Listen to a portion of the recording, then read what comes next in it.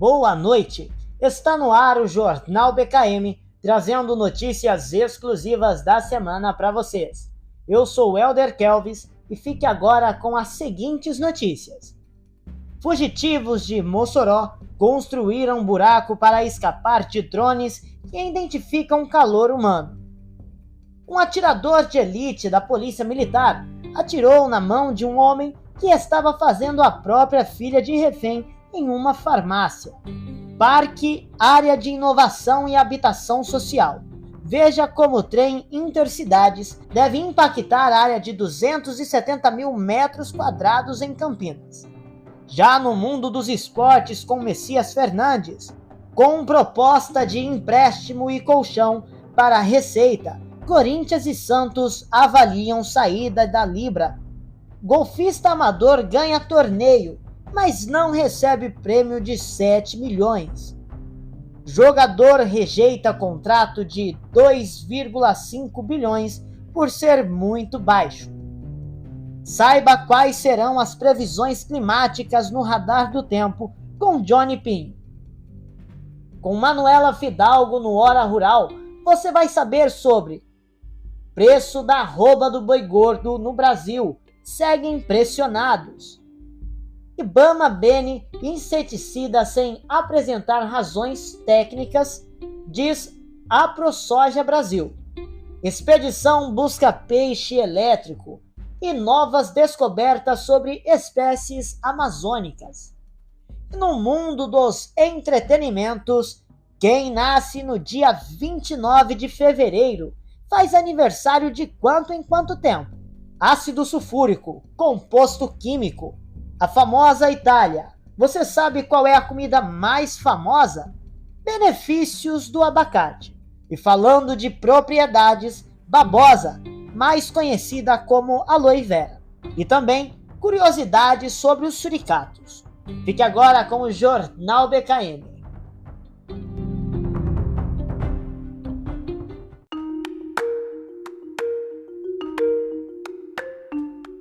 Exclusivo.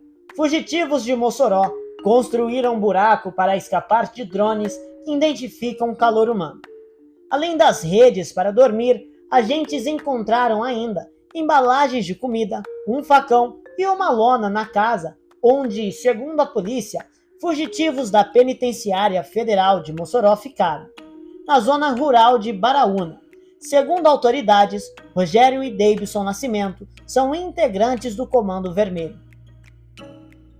Fotos exclusivas registradas na manhã do dia 24 de fevereiro, sábado, mostram a casa onde, segundo a polícia, os fugitivos da Penitenciária Federal de Mossoró ficaram, na zona rural de Baraúna, durante 7 dias. Segundo a polícia, os criminosos pagaram 5 mil para ficar no local. Próximo da casa, os peritos encontraram um buraco, uma espécie de bunker, que serviria para se esconder dos drones que detectam calor humano.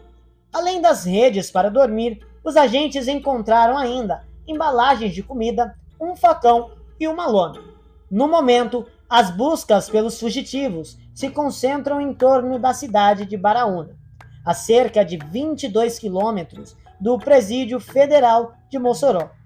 São centenas de homens das forças de segurança que se revezam dia e noite em busca de alguma pista dos foragidos. Convivência com facções criminosas dentro da prisão. O Fantástico teve acesso exclusivo a um depoimento que aconteceu em 2022, no Acre, durante o julgamento de Rogério Mendonça, um dos fugitivos da Penitenciária Federal de Mossoró.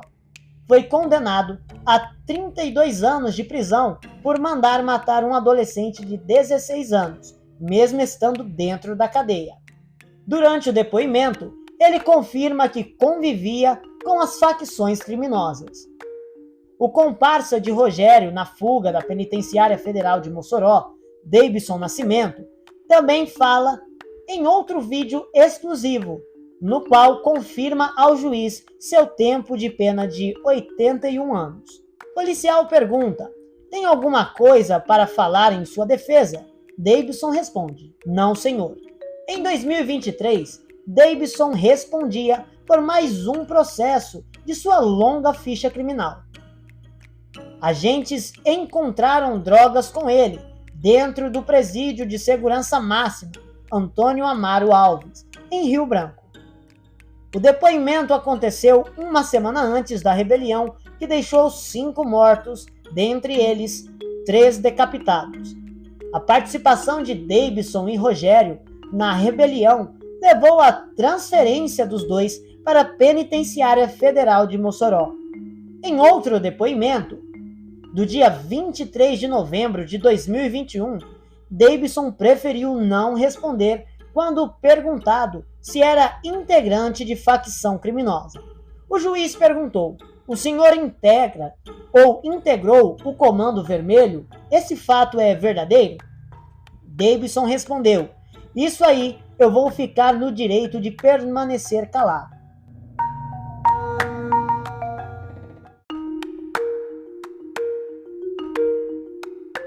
Perigosos e procurados por centenas de policiais.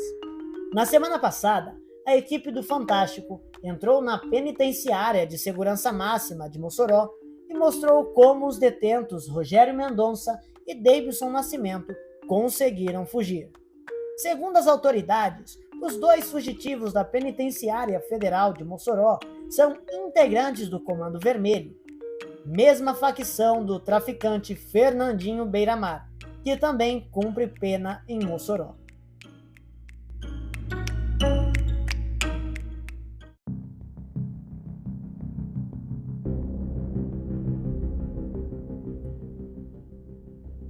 Um atirador de elite da polícia militar atirou na mão de um homem que estava com um revólver, fazendo a própria filha de refém em uma farmácia, na Avenida Mozart de Lucena, no bairro Vila Velha, em Fortaleza, na noite deste domingo, dia 25 de fevereiro.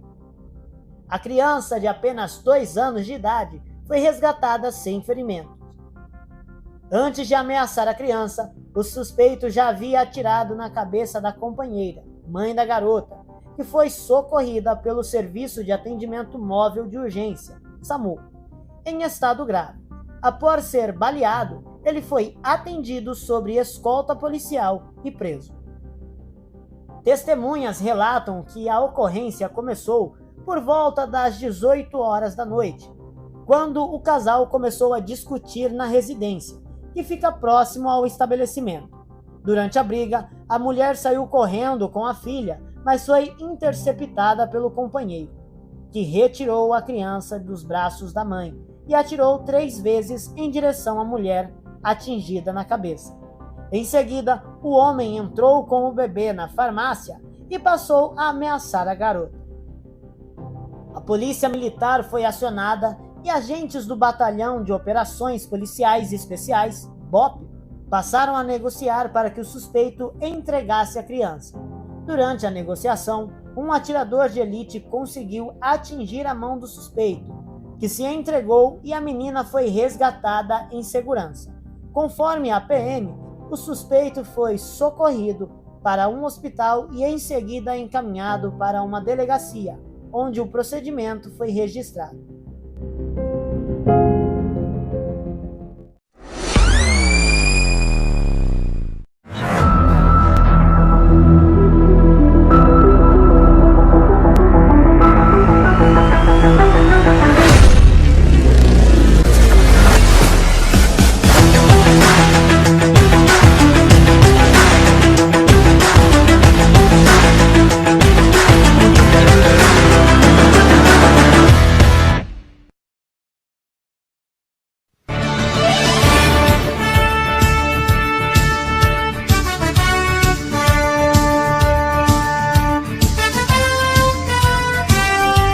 Agora com você, Esportes BKM. Tudo o que você precisa saber sobre o esporte no Brasil e no mundo. O Jornal BKM traz para você o resumo das atualizações do mundo dos esportes. Esportes BKM.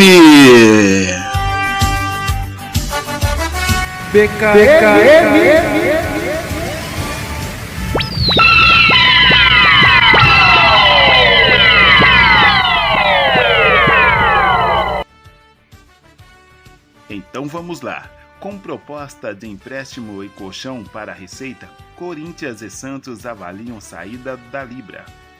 Clubes receberam oferta dos intermediários do Forte Futebol e do Grupo União.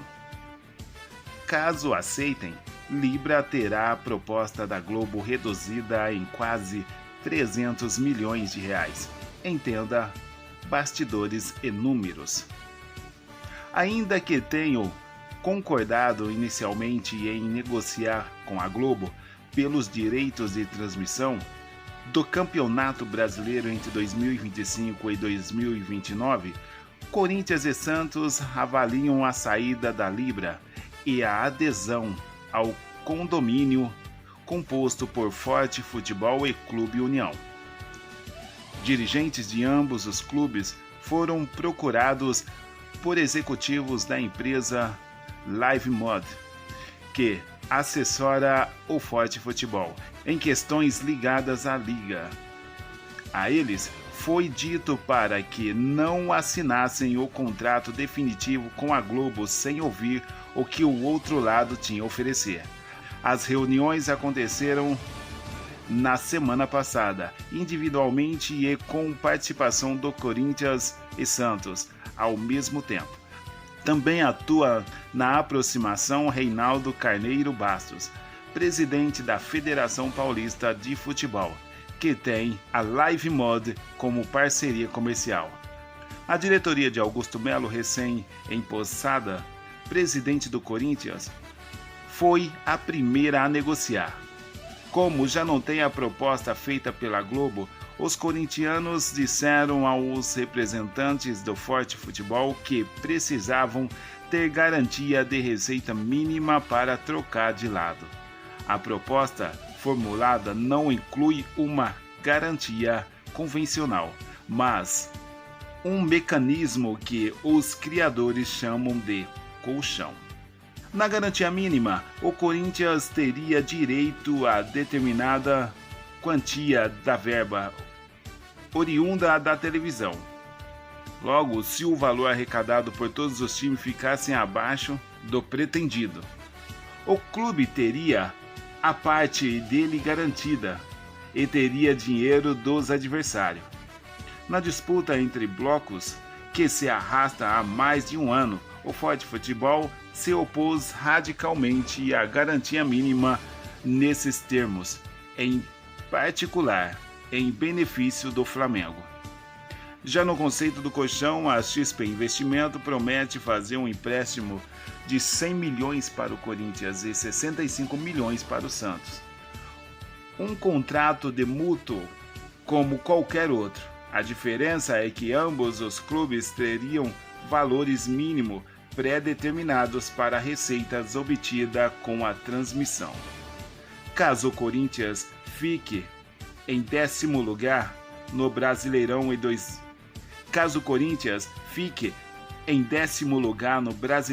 2025, por exemplo, a garantia seria uma receita de 200 milhões. Suponhamos que a audiência da partida corintiana fique abaixo do esperado. Este é um fator de influência à divisão de dinheiro do sistema do Forte Futebol. E isso faça com que o valor destinado seja de 180 milhões. No caso santista, existe uma preocupação adicional. A temporada de 2024, a situação financeira alvinegra é crítica, agravado pelo rebaixamento para a Série B e a ausência na Copa do Brasil. Dirigentes perceberam que podem exigir um pagamento adicional já para este ano. Clubes caem para a segunda divisão, geralmente tem a seguinte opção a fazer: receber o valor fixo do contrato da Série B por volta de 10 milhões ou depender da quantidade de assinantes do pay-per-view da Globo, variável e incerta. Desejado por Libra e Forte Futebol, a disputa entre blocos, o Santos quer abrir a execução e receber algo a mais em 2024. Por mais que estejam sendo apressados por representantes de ambos os lados, corintianos e santistas não tomaram a decisão de qual caminho seguir. Continuar na Libra e fechar com a Globo ou migrar para o Forte e aderir a este contrato com investidores. E a Libra? Caso decidam trocar de lado, Corinthians e Santos não entrariam formalmente no Forte Futebol, mas adeririam ao condomínio entre Forte e União para vender os seus direitos de mídias com os clubes desses blocos. Por sua vez, Libra seria prejudicada, inclusive financeiramente, pois veria a proposta que tem em mãos, nesse momento, da Globo ser reduzida. Na minuta contratual enviada pela emissora aos clubes, está prevista a redução do valor em 11%, caso haja menos de 9 clubes na primeira divisão, considerando apenas os membros da Libra, e de outro 10% na audiência de Flamengo, Corinthians, Palmeiras e São Paulo. Sem a dupla paulista, a Libra deixaria de cumprir ambos os requisitos. O valor descontado da oferta de 1 bilhão e 300 milhões por ano seria de 273 milhões, o qual a deixaria próxima de 1 bilhão anual. Hoje, Corinthians e Santos têm potencial para causar um dano considerável à Libra na venda dos direitos de transmissão e na disputa com os blocos antagônicos. E os motivos que levaram a dupla a ouvir a proposta do outro lado são financeiros, mas não apenas isso. Tanto Augusto Melo como Marcelo Teixeira acabaram de assumir as presidências dos clubes em crise financeira. Ambos têm grandes desconfiança em relação às decisões e atitudes dos seus antecessores, respectivamente, Dúlio Monteiro Alves e Andrés Rueda. Além disso, as pessoas designadas pelos presidentes para tratar do assunto seriam desprestigiadas pelo tratamento que receberam na Libra. Na Assembleia em que se decidiu por perseguir na negociação com a Globo, realizada há 2 semanas, Rosala Santoro, diretor financeiro do Corinthians, e Norberto Gonçalves, diretor financeiro do Santos, foram tratados de maneira ríspida pelos colegas. Corintianos e santistas têm consciência de que, por terem acabado de entrar numa negociação que vem sendo reduzida há meses, podem incomodar os outros membros como demandas por alterações. Porém, ambas as diretorias não querem assinar o negócio de olho fechado. Em detalhes, os empréstimos propostos a Corinthians e Santos pela XP são respectivamente de 100 milhões e 65 milhões. O prazo para pagamento é de 5 anos, com parcelas anuais a serem pagas no fim de cada ano. A taxa de juros é de CDI mais 5%. A taxa básica usada por instituições financeiras para transações acrescida de 5% ao ano. Como os dois clubes estão em condições financeiras críticas, com muitas dívidas e receitas já comprometidas nas garantias de outros créditos, O entendimento é que as condições desse novo empréstimo são difíceis de conseguir no mercado financeiro, com outras instituições, e ainda há o colchão para garantir determinada receita a partir de 2025. Que isso, menininha, é muito dinheiro, rapaz. E olha, que dívida é essa que esse povo tem? Menino, isso é muita dívida. Vamos ver se Santos e Corinthians conseguem, né? Se os dirigentes conseguem fazer algo da forma certa, ou da forma bem pensada, para que nenhum dos clubes, nenhum dos lados venha a ser prejudicado. É isso aí.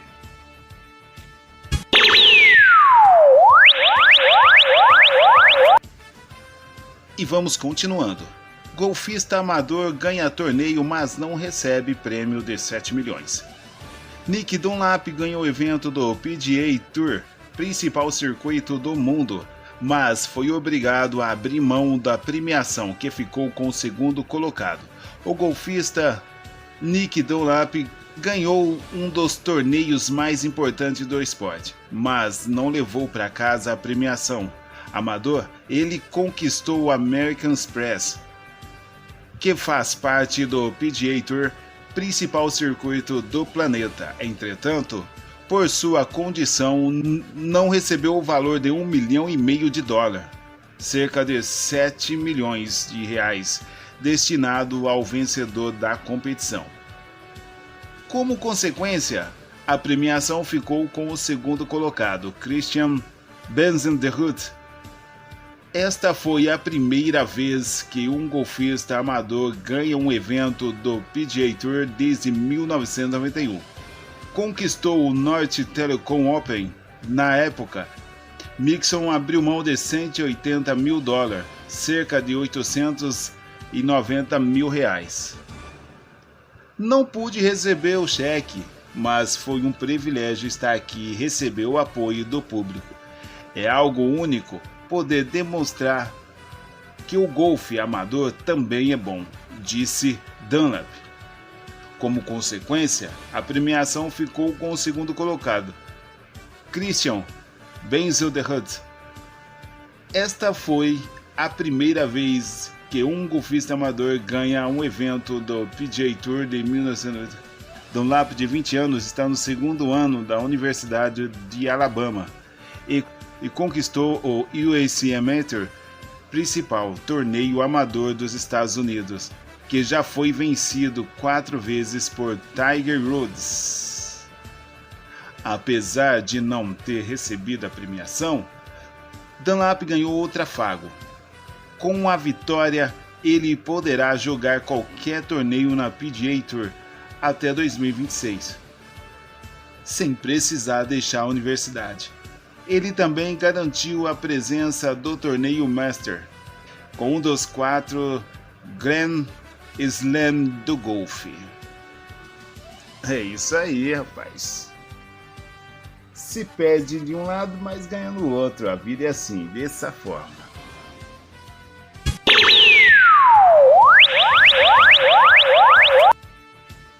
E olha só essa aqui agora.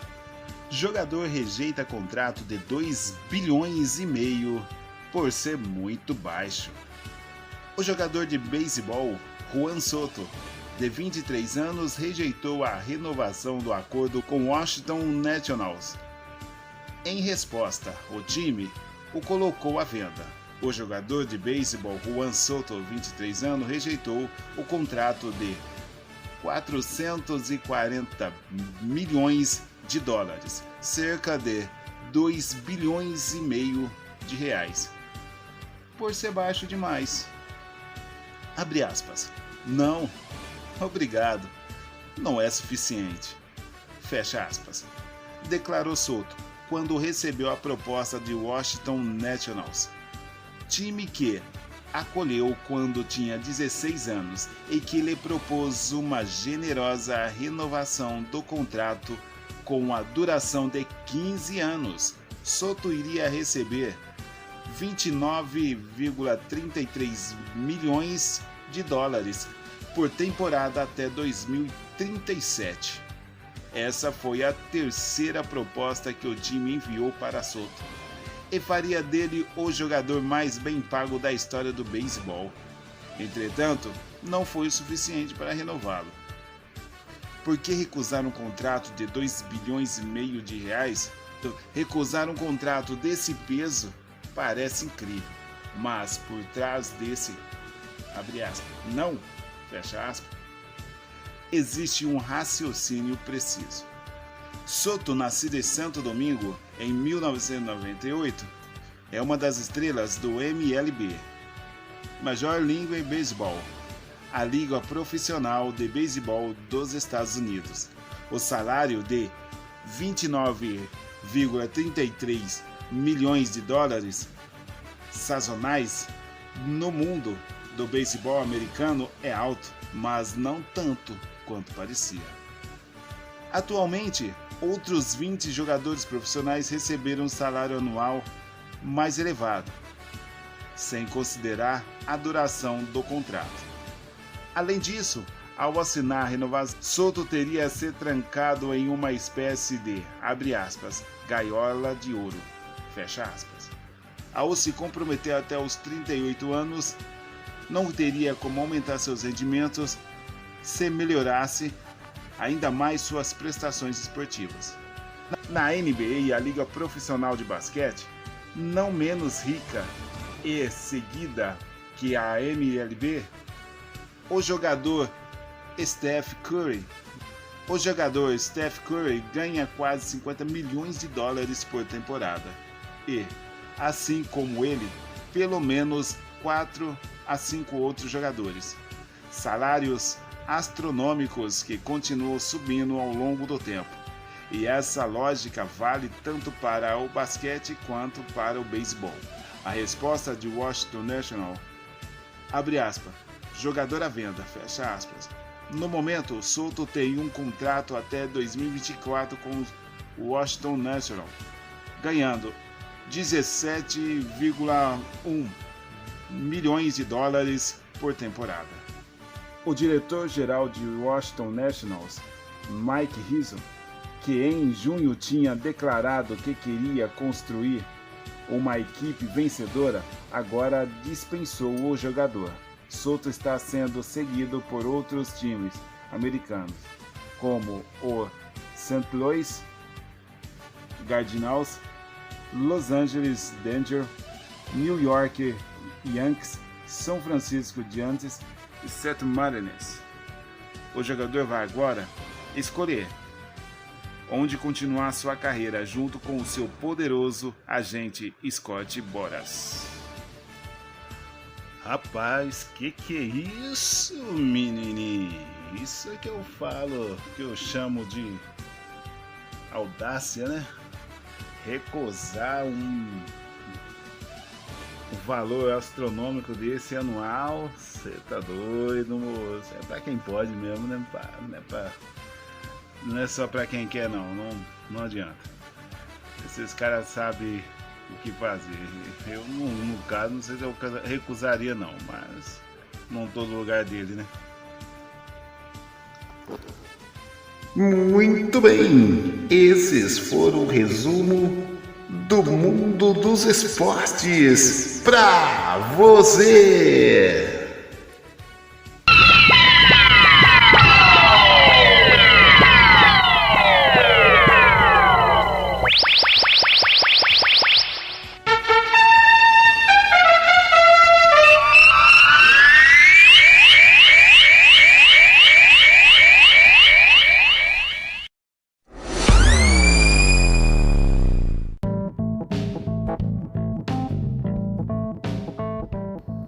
E estamos iniciando agora mais um Radar do Tempo BKM com Johnny Pinho e irei apresentar para vocês as previsões climáticas semanais para São Paulo, Campinas e Rio de Janeiro. Começando por Campinas, no qual terá uma semana bastante quente. Iniciando agora especificadamente pelo domingo, será um domingo bastante ensolarado, zero risco de chuva com uma mínima de 21 graus, máxima de 32. Iniciando agora para a segunda-feira do trabalhador campineiro, no qual fará mínima de 21, máxima de 33 e zero risco de chuva também. A terça-feira já promete um dia bastante intenso, mínima de 21, máxima de 31, no qual promete chuvas fortes e intensas pela parte da tarde, finalizando já pela madrugada. Já a quarta-feira também promete dia de chuva, mínima de 21, máxima de 27, chuva no qual promete se concentrar já pela parte da manhã e finalizando pela parte do finzinho da tarde. Quinta-feira, mínima de 20, máxima de 28, fortes índices de chuva no qual promete se instalar pela parte da tarde e finalizar por lá mesmo. Já na sexta-feira, mínima de 20, máxima de 28, dia no qual promete baixos riscos de chuva, todavia o dia passará o dia inteiro bastante nublado. Finalizando agora o sábado, mínima de 20, máxima de 28, dia no qual promete ficar parcialmente nublado. Já indo agora para São Paulo, a terra da garoa, no qual também terá um domingo bastante ensolarado, mínima de 19, máxima de 31 e zero risco de chuva. Já a segunda-feira, no qual fará mínima de 21 graus, máxima de 32, zero risco de chuva também. Terça-feira, mínima de 21, máxima de 29, chuva no qual promete se instalar pela parte da tarde e finalizar já pela parte da noite. Quarta-feira já promete ser o dia mais intenso da semana paulista, mínima de 19, máxima de 24, chuva no qual promete se instalar pela parte da manhã e finalizar pela parte da noite. Já a quinta-feira, no qual promete chuvas fracas durante o dia e pela tarde também, fará mínima de 19, máxima de 24, um dia bastante pacato pela cidade. Já a sexta-feira, mínima de 29, máxima de 24, dia no qual promete ficar parcialmente nublado, e para finalizar, o sábado, mínima de 18, máxima de 24, dia no qual promete também ficar parcialmente nublado. E para finalizar, no Rio de Janeiro, a cidade maravilhosa, terá um domingo também bastante ensolarado, mínima de 23, máxima de 30, zero risco de chuva pela cidade. Já a segunda-feira, mínima de 24, máxima de 31, dia no qual promete ficar parcialmente nublado, todavia zero risco de chuva.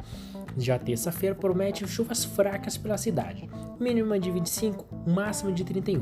Quarta-feira, mínima de 24, máxima de 29, o dia mais intenso da semana carioca, fortes chuvas pela manhã e pela parte da tarde também. Quinta-feira, mínima de 24, máxima de 27, no qual promete chuvas fracas pela cidade. Sexta-feira, mínima de 24, máxima de 27, dia no qual promete ficar parcialmente nublado. E para finalizar, o sábado, mínima de 23, máxima de 27, no qual promete ter um sábado parcialmente nublado pela cidade do Rio de Janeiro. No qual agora vou fazer um resumo para vocês. Essa semana, tanto São Paulo quanto Campinas, quanto Rio de Janeiro, promete ser uma semana bastante bipolar. De segunda, de domingo até terça-feira já promete um dia mais quente, de quarta-feira em diante, chuvas intensas e dias nublados pelas suas devidas cidades. E esse foi mais um Radar do Tempo BKM com Johnny Pinho.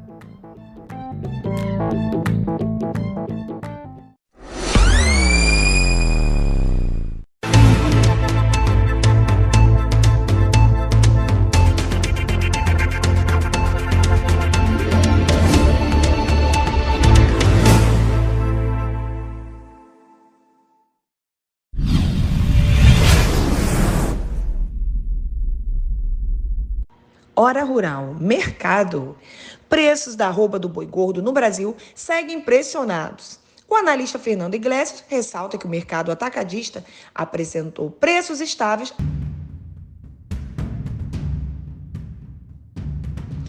O mercado físico do boi gordo experimentou queda nos preços ao longo da semana. Segundo o analista da Safra e Mercados, Fernando Iglesias, os frigoríficos passaram a testar o mercado com maior ênfase, em especial no centro-norte do país, após alcançarem um bom avanço nas escalas de abate em meio ao avanço representativo na oferta de fêmeas. Iglesias destaca que a queda nos preços do atacado em São Paulo fez com que os frigoríficos exercessem pressão sobre os preços da arroba do gado comprado. Apesar de não ter obtido sucesso durante a semana, o pecuarista ainda tenta manter a estratégia de cadenciar o ritmo dos negócios, aproveitando o cenário favorável das pastagens em meio às chuvas no centro-norte do Brasil, diz. Preço da arroba do boi gordo. São Paulo, capital, R$ 235, queda de 2,8%. Goiás, Goiânia, R$ 218, queda de 3,11%. Minas Gerais, Uberaba, R$ 235, queda de 2,8%. Mato Grosso do Sul, Dourados, R$ 225, queda de 21,7%. Mato Grosso, Cuiabá, R$ 212, queda de 1,4%. Atacado. Iglesias ressalta que o mercado atacadista apresentou os preços estáveis durante a semana, apesar do escoamento mais lento da carne. A expectativa é que possa haver um declínio nas cotações no curto prazo, por conta da demanda mais retraída historicamente observada em períodos próximos ao final do mês, explica. O quarto do traseiro foi precificado a R$ 18,50 por quilo, valor inalterado em relação à semana passada. O quarto dianteiro foi cotado a R$ 13,00 por quilo, também sem mudanças em comparação com a última semana. Exportações. As exportações de carne bovina, fresca, congelada ou refrigerada do Brasil renderam 475,987 mil dólares em fevereiro, 10 dias úteis, com média diária de 47,598 mil dólares. A quantidade total exportada pelo país chegou a 104,916, com média de 10.491. O preço médio da tonelada ficou em 4.536,80 centavos de dólares. Em relação a fevereiro de 2023, houve aumento de 39,6% no valor médio diário da exportação, aumento de 49,4% na quantidade média diária exportada e desvalorização de 6,5% no preço médio. Os dados foram divulgados pela Secretaria de Comércio Exterior. Polêmica. IBAMA bane inseticida sem apresentar razões técnicas, diz a Prosojosa Brasil. Para a entidade, o banimento do produto pelo IBAMA deve condenar a agricultura brasileira a utilizar produtos mais danosos e sem eficácia. O IBAMA abriu processos para reavaliação das substâncias tiametoxam, um neonicotinoide, que é o quinto pesticida de maior valor de mercado global. De acordo com a Associação Brasileira dos Produtores de Soja e Milho, a ProSoja Brasil, o produto está sendo banido pelo órgão ambiental federal, mesmo que não haja substituto à altura para os agricultores proteger as lavouras, o que pode significar enormes prejuízos à produção agrícola, elevação dos custos e menor eficiência nos combates às pragas. Os neonicotinoides são inseticidas usados para controle do percevejo, do bicudo e da cigarrinha, que atacam soja, algodão e milho, respectivamente. São produtos eficientes e menos tóxicos do que outros disponíveis no mercado, diz a nota da entidade. E sem risco à saúde humana. Segundo a associação, a substância, que também é pulverizada no combate à dengue, não traz risco à saúde humana. Mas, em seu parecer técnico, o IBAMA diz que o tiametoxam ameaça as abelhas e sustenta sua posição no princípio da precaução, tendo em vista a mortalidade das abelhas na Europa. No entanto, a proibição dos neonicotinoides no continente europeu não reverteu a diminuição da população das abelhas, diz a ProSoja Brasil. Os cientistas ainda não encontraram uma causa específica para o fenômeno no hemisfério norte, mas identificaram um conjunto de fatores, dentre os quais falta de habitat, água, poluição, doenças e outros pesticidas. Banimento do paraquat. Processo similar ao do tiametoxam já aconteceu no caso do herbicida paraquat, que foi banido no Brasil, mas continua sendo utilizado nos países que são os concorrentes diretos na produção de soja. Na União Europeia, apesar do banimento dos neonicotinoides, há mais de 200 pedidos no estado membro para a emissão de autorizações emergenciais para uso desses produtos. Nos Estados Unidos, eles são proibidos, mas eles seguem com permissão de uso na Austrália, Canadá, Paraguai e Argentina, afirma a nota de AproSoja Brasil. Ainda assim, em seu parecer técnico, o IBAMA proíbe a aplicação dos produtos sobre as folhas e restringe o seu uso para o tratamento de sementes. Com esta decisão, o IBAMA ignora normas antigas e novas sobre o registro de pesticidas. Pelo regulamento atual, a Lei 14.785 de 2023, aprovado no Congresso Nacional, não cabe ao IBAMA tomar essa decisão unilateralmente. Caberia, sim, ao Ministério da Agricultura, de posse das informações geradas pelo órgão ambiental, tomar as decisões técnicas e regulatórias mais adequadas ao caso, propor medidas de mitigação para manter o produto ou, se fosse o caso, proibir a aplicação foliar, ressalta a entidade. IBAMA não apresentou comprovação. Para a Associação dos Produtores de Soja, Milho, ao invés de deixar o Ministério da Agricultura fazer uma avaliação do risco e propor o seu gerenciamento, o IBAMA alega que as medidas de mitigação não são suficientes para evitar impactos nas produções de abelhas. Porém, até o momento, o órgão não apresentou estudo ou pesquisa que comprove que haja impacto dos neonicotinoides sobre as abelhas ou resultado de fiscalizações que embasam sua decisão. Aliás, em seu parecer final nas linhas 5.795 a 5.802, o órgão admite que as abelhas não estão morrendo. Contudo, é importante chamar a atenção para o fato de que não há no Brasil registros oficiais de casos em que o uso autorizado desse agente químico tenha sido comprovadamente a causa da mortalidade de abelhas. Segundo o AproJosa, o órgão ambiental federal desconsidera que mais de 200 mil agricultores e trabalhadores rurais receberam treinamento do setor privado sobre a aplicação de pesticidas todos os anos e que o governo federal, através do programa Aplicador Legal, vai capacitar 2 milhões de aplicadores em 5 anos. Ou seja, os agricultores brasileiros são reconhecidos pela adoção de boas práticas e pela aplicação de pesticidas de forma técnica e segura.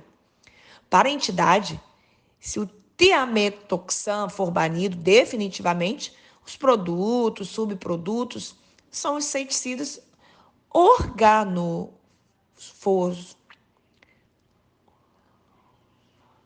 organosfosforados e peretróides.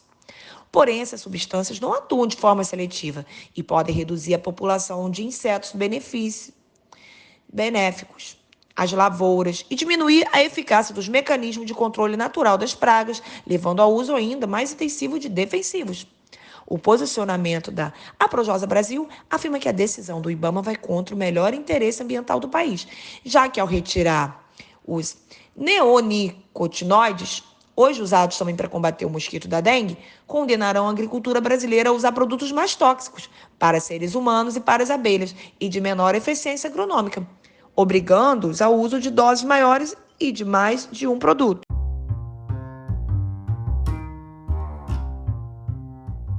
Biodiversidade. Expedição busca peixe elétrico e novas descobertas sobre espécies amazônicas. Durante 2 semanas, a equipe fará um trajeto similar ao de Alfred Russel, naturalista que documentou parte da fauna e da flora amazônica. Os poraquês são os mais conhecidos peixes elétricos, em parte por conta do tamanho até 2,5 metros de comprimento, mas principalmente pela capacidade de emitir descargas elétricas de até 860 volts. O choque é capaz de paralisar presas e até mesmo afetar um ser humano por alguns segundos. No entanto, a maior parte das cerca de 250 espécies da ordem em que pertence nos gimotiformes são peixinhos alongados e de olhos pequenos que habitam rios, lagos e igarapés e emitem sinais elétricos fracos suficientes para se comunicar e navegarem. Uma espécie com essas características, por exemplo, é Iracema caiana, coletada uma única vez em 1968 e nunca mais encontrada. Entre o dia 20 de fevereiro e 2 de março, um grupo de cientistas vai vasculhar o fundo do Rio Negro, no estado do Amazonas, igarapés e outros ambientais na região em busca de gimnotiformes, pouco conhecidos, como Iracema caiana, além de exemplares que possam subsidiar estudos em andamento e mesmo dar origem à descrição de novas espécies. A bordo da embarcação, comandante Gomes, cerca de 20 pessoas, incluindo tripulação, pesquisadores e uma equipe de agência FAPESP, vão subir o rio de Manaus até Santa Isabel do Rio Negro, passando por unidades de conservação e outros municípios amazonenses. Durante as 2 semanas de viagem, a equipe vai percorrer uma trajetória parecida com a de Alfred Russel Wallace. Em 1850, quando o naturalista coautor da teoria da evolução documentou parte da fauna e da flora amazônica. A expedição é parte do projeto Diversidade e Evolução de Gimnotiformes, associado pela Fundação de Amparo à Pesquisa do Estado de São Paulo e Universidade de São Paulo. Nos quase 7 anos em que o projeto está em andamento, fizemos uma série de descobertas e coletamos uma grande quantidade de exemplares para a nossa coleção, que, em função das pesquisas em andamento a serem realizadas, ainda vão gerar resultados inovadores por mais alguns anos. Passada a grande seca que afetou a região amazônica recentemente, esperamos encontrar os peixes concentrados em ambientes aquáticos menores, o que deve facilitar a colheita e os estudos, explica Menezes. Um dos resultados mais conhecidos do projeto foi a descoberta e descrição de 2 novas espécies de poraquê, em 2019, que até então eram consideradas apenas uma. O achado causou repercussão internacional, pois foi constatada a maior descarga elétrica já registrada por um animal, 860 volts. Os pesquisadores revelaram ainda que os hábitos alimentares de uma das espécies do gênero e o comportamento de predação social de outra, que é raríssimo em peixes e outros vertebrados. Riqueza genética. Mais do que conhecer e catalogar as ordens, famílias, gêneros, espécies, animais, os estudos de zoologia hoje estão se aprofundando nas diferenças genéticas dentro das populações distintas que compõem uma mesma espécie. Diante disso, a conservação não precisa estar atrelada necessariamente à espécie, pois se há uma riqueza genética distribuída entre diferentes populações, de uma delas, essa também deve ser reconhecida e protegida, explica Murilo Nogueira de Lima Pestana, curador da coleção de peixes professor MZUSP. Peixe misterioso. Uma grande expectativa do grupo é coletar novos exemplares, além de material genético de Iracema caiana. O peixe elétrico misterioso, coletado pelo pesquisador Tyson Roberts em 1968 e descrito por Mauro Luiz Trinques em 1996, com apoio da FAPESP, atualmente, os únicos 5 indivíduos conhecidos da espécie estão depositados em MZUSP. Nem mesmo grandes projetos envolvidos em expedições na Amazônia, como o Calhamazon, que nos anos 90 coletou mais de 20 mil exemplares de 510 espécies, conseguiu encontrar a nova espécie de Iracema caiana. A expedição será ainda uma oportunidade para mestrados e doutorados se capacitarem em técnicas de coleta e armazenamento de peixe, além de terem contatos com a Amazônia, região detetora de maior diversidade de peixe do mundo, muitos ainda carecendo de um nome e uma descrição formal. O trabalho reforça ainda os laços com parceiros do projeto, como o Instituto Nacional de Pesquisa da Amazônia, INPA, a Universidade Federal do Amazonas, UFAM, e a Universidade Federal da Bahia, UFBA, no Brasil, e o Museu Nacional de História Natural, NMNH, da Smithsonian Institution, nos Estados Unidos. 9, 8, 7, 6, 5, 4, 3, 2, 1. Com vocês, o seu jornal de entretenimento.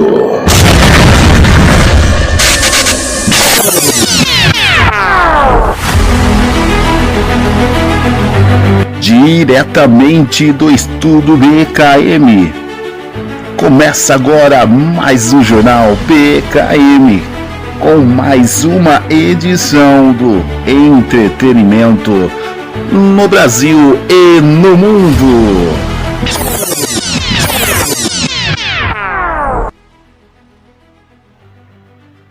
E vamos nessa aí. Agora presta atenção nessa pergunta. Quem nasce dia 29 de fevereiro faz aniversário de quanto e quanto tempo? Assim, a certidão deve conter o dia, mês, ano, lugar e horário exato do nascimento, de acordo com a DNV, e a mudança para o dia 28 de fevereiro ou 1º de março é considerada crime. Por isso, quem nasce no dia 29 de fevereiro faz, de fato, aniversário de 4 e 4 anos. Eita, rapaz! O problema é o seguinte: você vai estar sempre novo na idade. E se não se cuidar, vai estar velho na aparência. Que isso? Que loucura!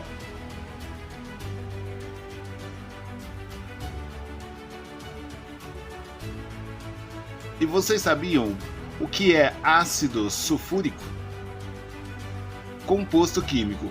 O ácido sulfúrico, também conhecido como vitriolo, é um ácido mineral composto pelos elementos enxofre, oxigênio e hidrogênio com a fórmula molecular de H2SO4.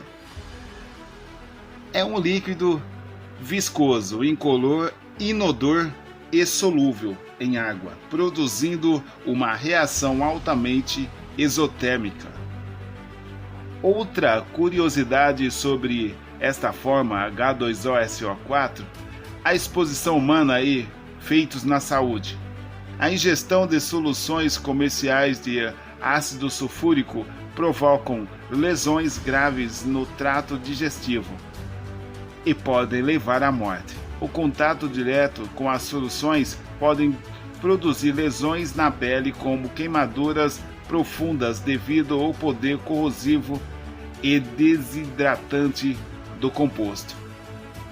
H2SO4 é um proponente ácido inorgânico altamente corrosivo para compostos orgânicos e abrasivo.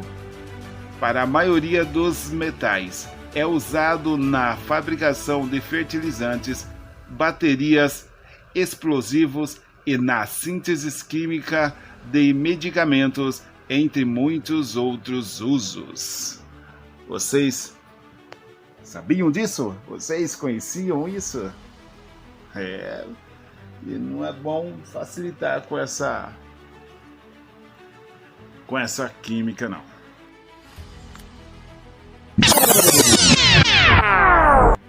Continuando, a famosa Itália. Você sabe qual é a comida italiana mais famosa? A pizza é o prato típico mais conhecido e difundido do mundo. Mas além da pizza, os pratos mais típicos da Itália também são ravioli, espaguete, lasanha, risoto e arantino. Os pratos italianos são feitos basicamente de massas. Além disso, utilizam muito azeite de oliva, temperos e especiarias, legumes, grãos e cereais. A culinária italiana é uma das mais saborosas do mundo, com pratos que envolvem os mais variados tipos de vegetais, carnes e massas. Não há quem resista aos encantos dessa gastronomia. Todo esse sabor tem origem na própria história do país. Com o passar dos séculos, a história e a culinária italiana evoluíram juntos. E os benefícios do abacate. Abacate, per se é gratíssima, é excitante vesicular, balsâmico, contra gases intestinais, estomáquico, cura e cicatriza feridas ou contusões, afrodisíaco, diurético, provoca menstruação e antissifílico. Das folhas extrai-se remédio para reumatismo, rins, bexiga. Também serve para limpeza de fígado, que pode estar saturado de gordura e toxinas, devido à insuficiência hepática e retenção da bile. A polpa do abacate pode ser usada como uma manteiga vegetal e no preparo de vários pratos, bem como a máscara facial, amaciante para mãos e pele em geral, e pomada cicatrizante de feridas. A fruta também é apontada como responsável por gerar ou aumentar o fluxo menstrual. Frutinha abençoada, rapaz. É isso aí.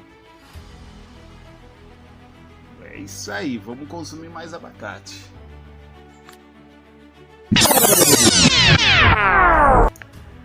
E falando de propriedades, que tal falarmos da babosa, mais conhecida pelo nome de aloe vera?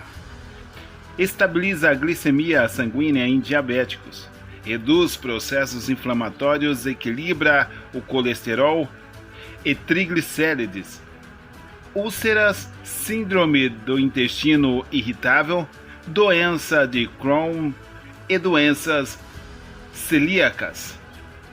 Fortalece o sistema imunológico, acelera a cura de queimaduras físicas e radioativas, melhora a saúde da gengiva e melhora o funcionamento intestinal. Possui enzimas que facilitam a digestão. Tá vendo só? Pouco sabia que o aloe vera era a famosa babosa. E plantinha boa, né, pra gente, pra saúde. Sempre bom ter um pezinho dessa planta em casa. Sempre bom. Agora vamos de curiosidade. Curiosidade sobre os suricatos.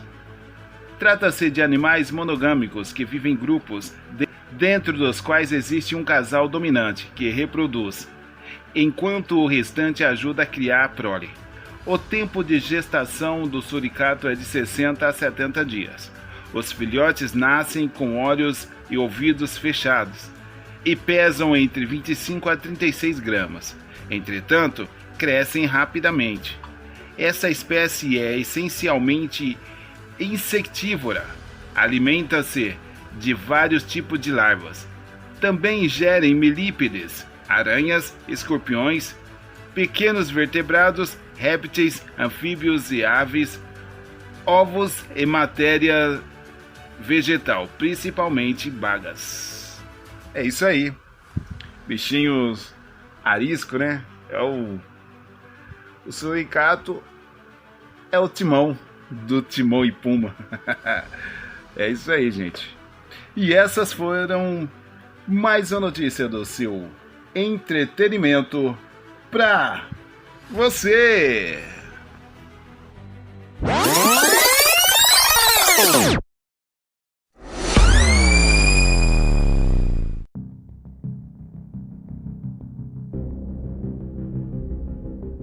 Parque, área de inovação e habitação social. Veja como o trem Intercidades deve impactar a área de 270 mil metros quadrados em Campinas. Estação Cultura, Prédio do Relógio e Rotunda Ferroviária vão passar por revitalização. Com leilão previstos para quinta-feira, dia 29, TIC deve percorrer 101 quilômetros entre interior e capital paulista em 1 hora e 4 minutos. Com leilão previstos para esta quinta-feira, dia 29 de fevereiro, o projeto do trem Intercidades TIC, que ligará Campinas, São Paulo à capital paulista, prevê a revitalização de uma área de 270 mil metros quadrados na região central, incluindo a construção de um parque, uma área de inovação e habitação social. Para receber as linhas em Campinas, o pátio da Estação Cultura, construído em 1884, terá bilheterias, áreas de embarque e desembarque e um túnel que levará os passageiros à área dos trilhos. Com isso, o local passará a receber somente eventos de menor porte. O Prédio do Relógio, construído em 1903 e tombado como patrimônio histórico, também passará por revitalização. O local está sendo preparado para, no futuro, ser um centro cultural onde serão realizados eventos, feiras, exposições e oficinas culturais. Aos fundos da Estação Cultura, a rotunda ferroviária, área onde as locomotivas eram manobradas, será reformada para receber restaurantes. Em outro prédio, uma área será destinada para a startups e laboratórios de tecnologia, com administração de empresa privada. O TIC deve percorrer 101 quilômetros entre as duas cidades no tempo previsto de 1 hora e 4 minutos, com um serviço expresso entre a estação Barra Funda e o interior de São Paulo. Ao todo, serão 15 trens para atender passageiros nas cidades de Jundiaí, Louveira, Vinhedo e Valinhos. Veja a seguir tudo o que se sabe sobre o projeto. Habitação e mudança no trânsito. A planta do cronograma de obras mostra uma área verde destinada a um parque que terá, inclusive, atividades educacionais. Outra área do complexo deve ser explorada pela iniciativa privada para a construção de prédios residenciais. A ideia é que seja construída 4 torres.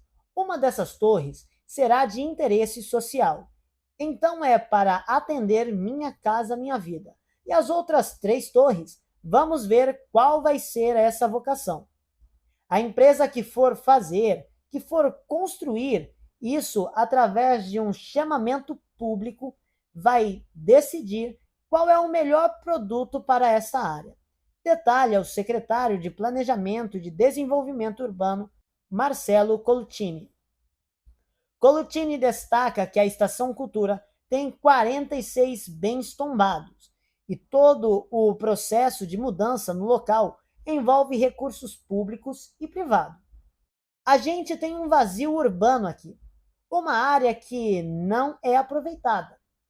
Com a chegada do trem, a ideia é que a gente possa dar um uso, mas também servir como um marco da revitalização tanto da Vila Industrial quanto do centro, destaca.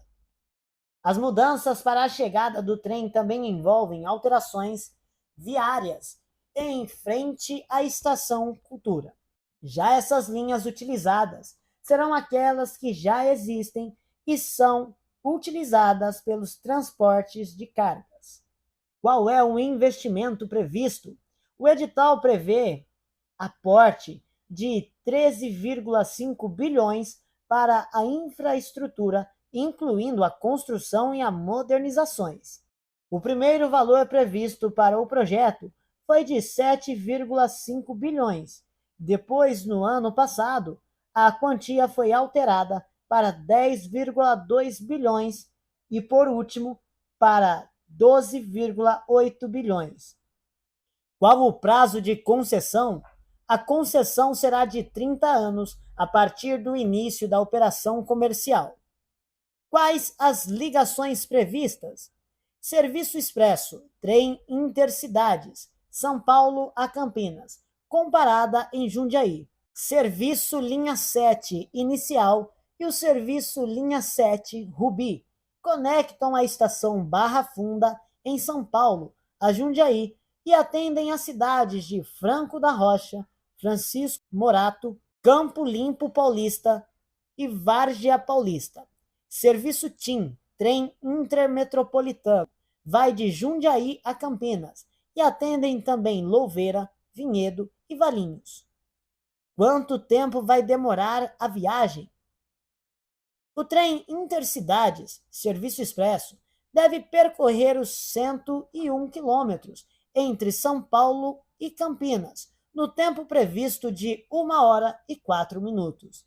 A proposta é que as viagens do serviço expresso tenham intervalos de 15 minutos no horário de pico. Qual a previsão de entrega? Rafael Benini, secretário de Parcerias de Investimento, SPI, informou que os serviços intermetropolitano, com paradas em Jundiaí, Louveira, Vinhedo e Valinhos, estará em funcionamento até 2029. O trem expresso, que prevê apenas uma parada em 2 minutos em Jundiaí, deve começar a operar até 2031. Quanto pode custar a passagem?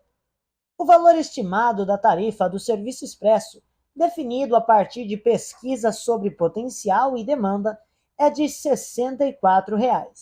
Mas a companhia vencedora da concorrência pode oferecer um valor inferior ao teto. Atualmente, uma passagem de ônibus entre Campinas e São Paulo está na faixa de R$ 48, enquanto quem usa um carro próprio paga em torno de R$ 24,60, somente de pedágio para ir de Campinas a São Paulo, considerando-se o uso de rodovias dos Bandeirantes SP 348, uma das principais do estado. A gente entende que a tarifa de 64 é adequada porque o serviço é mais rápido. Estamos falando de um deslocamento de 1 hora e 4 minutos, enquanto o ônibus é de 1 hora e meia a 2 horas. Pode ser até mais que isso com o trânsito. Além disso, as tarifas de ônibus não são reajustadas há algum tempo, ponderou André Isper, secretário executivo do SPI. Qual a velocidade do trem? Para a realização do serviço expresso, o edital prevê que a empresa implante trens cuja velocidade máxima chegue a 140 km por hora, o que é considerado média velocidade. O projeto também inclui a implantação de um serviço metropolitano entre Campinas e Francisco Morato, SP, e estabelece atendimentos a outros municípios do interior paulista, como Louveira, Valinhos, Vinhedo.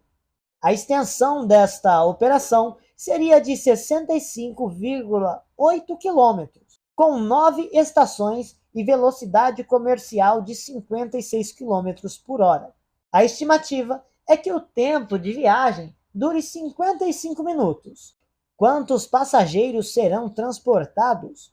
O Estado prevê que o serviço expresso de São Paulo e Campinas, em 64 minutos, seja atendido por um trem com capacidade para 800 passageiros, operando em intervalos de até 15 minutos nos horários de pico. A expectativa do projeto é atender até 60 mil passageiros por dia em todos os serviços. Qual a infraestrutura prevista? O edital prevê que as composições contêm com banheiros, incluindo os acessíveis, telas pelos vagões para informar detalhes sobre a viagem e trajeto, que poderão ser explorados para publicidade, oferta de sinal de internet Wi-Fi, tomada e porta USB aos passageiros. Quantos empregos serão gerados?